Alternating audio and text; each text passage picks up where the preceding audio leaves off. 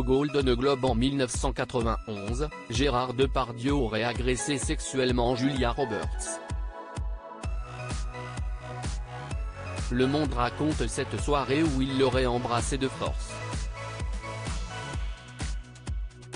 Alcoolisé, il s'en serait ensuite pris à son compagnon de l'époque, Kiefer Sutherland.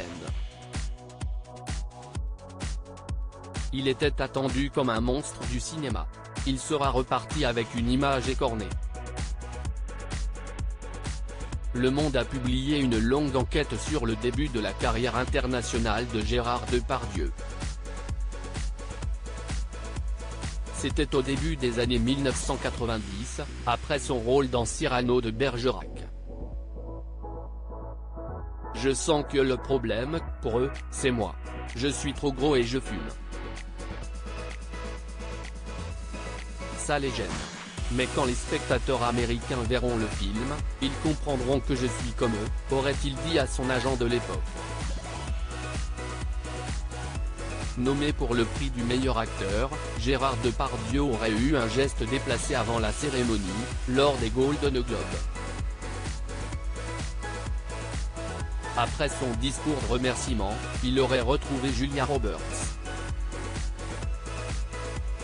Le correspondant du Monde, qui couvre la cérémonie et la fête qui suit, note avec stupeur que l'acteur se plante soudain devant Julia Roberts, l'enveloppe dans ses bras et l'embrasse sur la bouche par surprise, raconte Le Monde.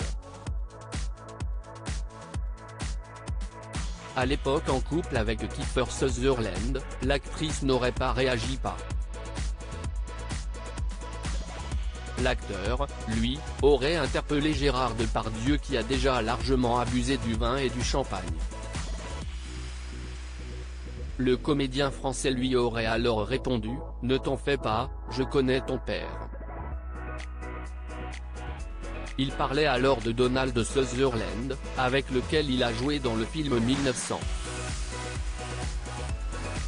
Quelques semaines après, Gérard Depardieu s'est retrouvé dans une tempête médiatique.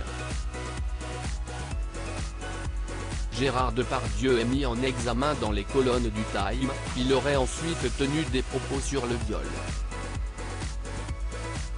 Et cette histoire selon laquelle, à l'âge de 9 ans, il a participé à son premier viol, c'est vrai?